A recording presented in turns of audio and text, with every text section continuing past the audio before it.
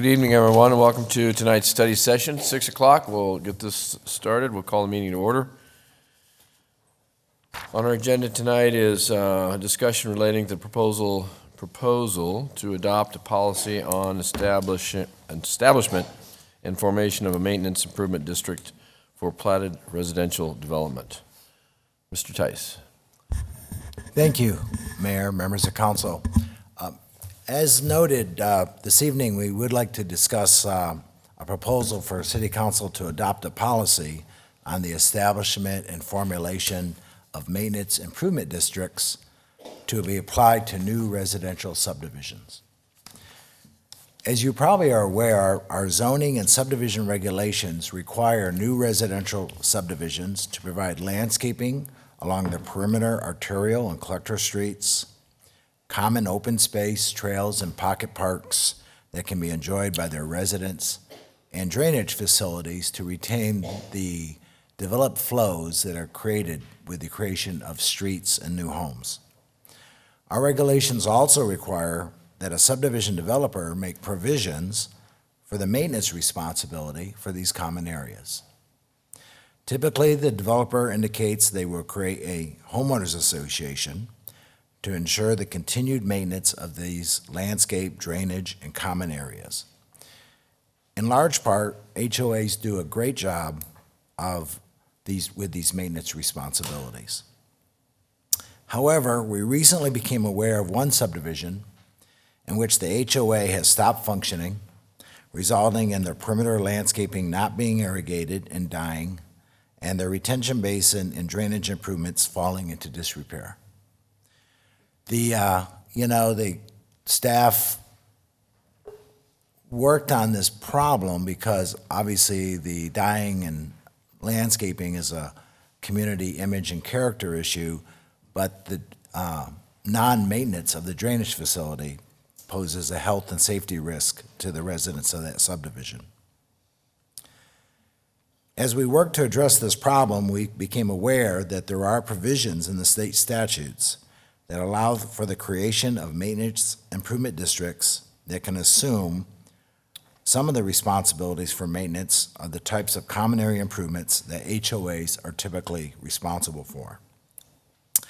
And looking more closely into this matter, we found that the city of Avondale is actively using the creation of maintenance improvement districts as a backup to guard against failing HOAs.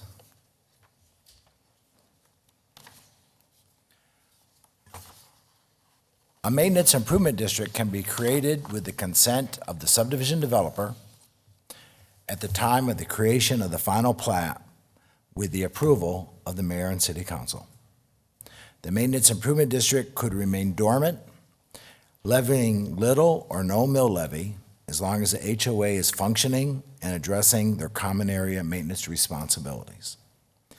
In the event of a HOA failure, and I want to emphasize failure, the Maintenance Improvement District could impose a mill levy upon the property owners within the subdivision and use the funds to perform the necessary maintenance of the common areas. If a Maintenance Improvement District needed to be activated, City Council would sit as the board of the Maintenance Improvement District and decide annually what mill levy to be applied and the scope of the maintenance tasks to be undertaken. This would be similar to council's role in your sitting and as a board on community facility districts. Basically, an identical type of role for you.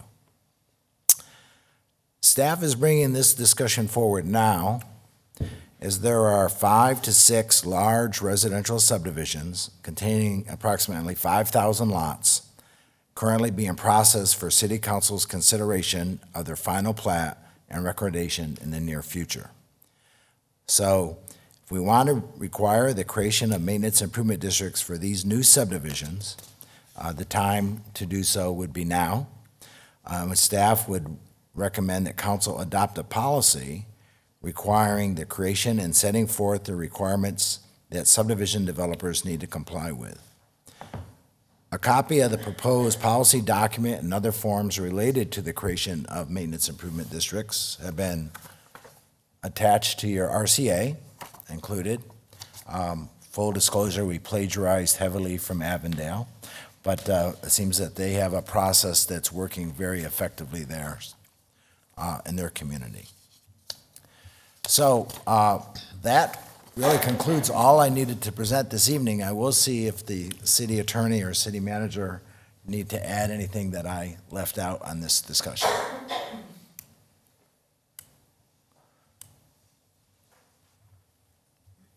Members of the council, Paul, I appreciate your overview of that. I think you've done a nice job framing the reasons, the purpose of a maintenance improvement district, and more importantly, the authority that the council would serve in if ever activated. I do want the council to know that obviously we would be bringing the policy. We wanted to get feedback this evening from the mayor and council on the draft policy. And certainly make any modifications that you may see fit.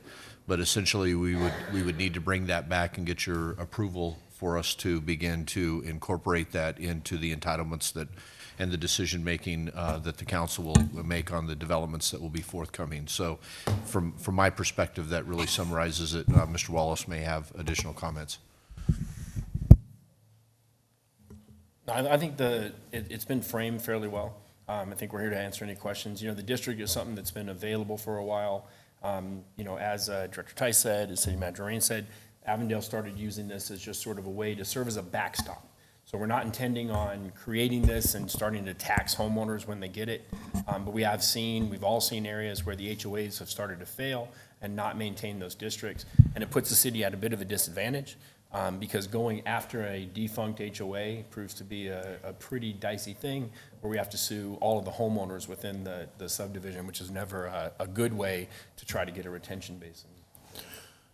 So Larry, this is just kind of a backup system, right? I mean, Correct. that's exactly what this is. It's in order to protect the common grounds in the communities that are managed and owned by the HOA as a whole.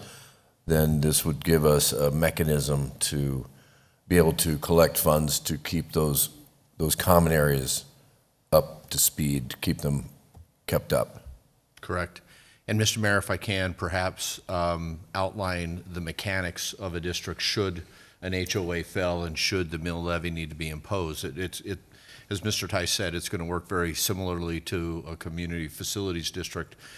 There will be the costs, the annual maintenance costs and likely improvement costs for those particular pieces of infrastructure that need to be maintained. There would be an estimate, there would be a budget established, and the mayor and council serving as the district board would in essence levy a property tax, as Paul said, a mill levy, if and when it was ever necessary. It's not anything that would necessarily need to be done in advance of that. The primary change and difference between the two is that in an HOA, each property owner typically pays a fixed rate, and it is similar regardless of the size of home you have and or the assessed value of the home. But with a property tax assessment, it ultimately is levied based on the assessed value of the home and would be done very similarly to at the time that that the county adopts the tax rates and for the upcoming year. So that is a fundamental difference between the two. But we, at least in our research, there was nothing that we found from within the statutes that would allow the city to perhaps have a fixed amount property by property. Well, in most cases, the subdivisions have all similar housing in it to begin with. Absolutely. So it's not like you walk down the street and there's $1 million home and then Right. a $500,000 home. They're all pretty much in the same Right. category. So it's just basically, and I've lived in a lot of HOAs, and so it's basically substitutes the HOA payment. Correct. To maintain and the and common. ultimately it would be collected through the mortgage typically, or paid directly by the property owner if they have no mortgage to the county, and the county would then distribute the funds directly to us under a separate accounting mechanism for the district. They would be accounted for separately as well on our end, and so it would be accounted for as a district. And again, I mean, I think Mr. Tice outlines that this is, and Mr. Wallace did the same. This is simply a backstop, and I guess just one more additional point that I'd like to make to that, Mayor, is that there is some confusion when an HOA fails. We have found that property owners have different expectations about who's going to care for that common area that they once maintained.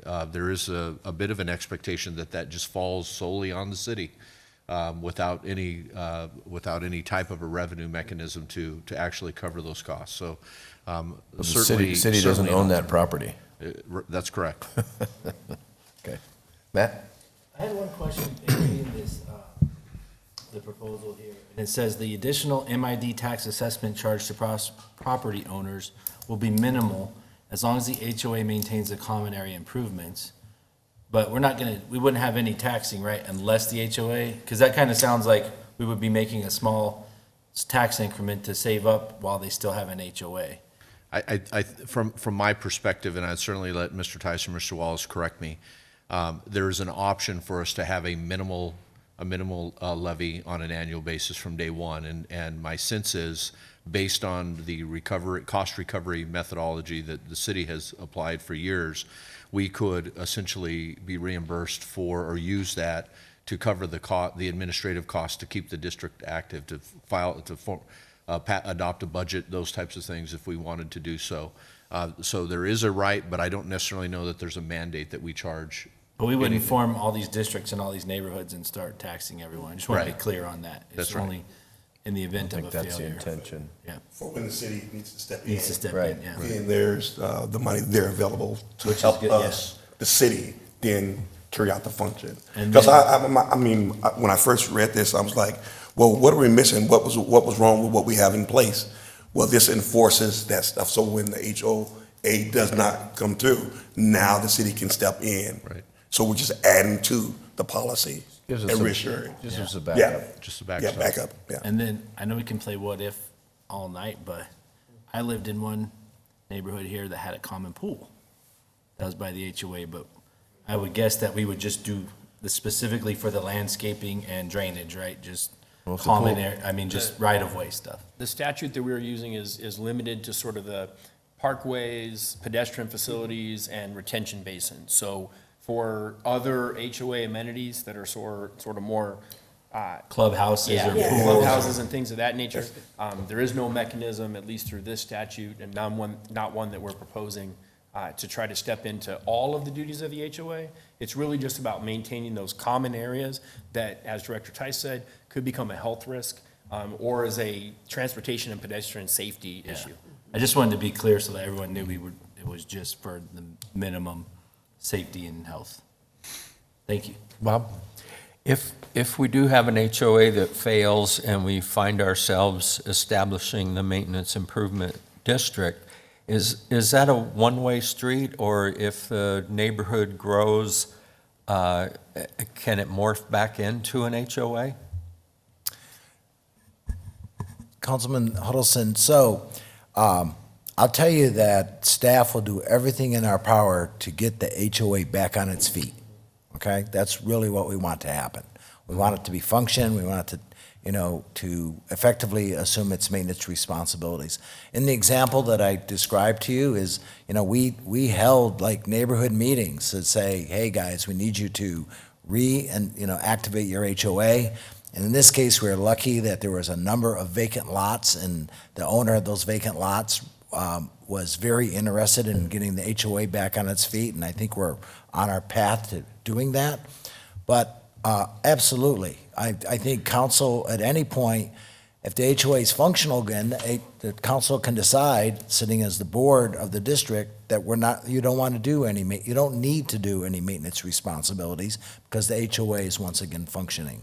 So again, this is a backup when the HOA just becomes dysfunctional and fails. If it's working, there's no need to step in. Okay, thank you.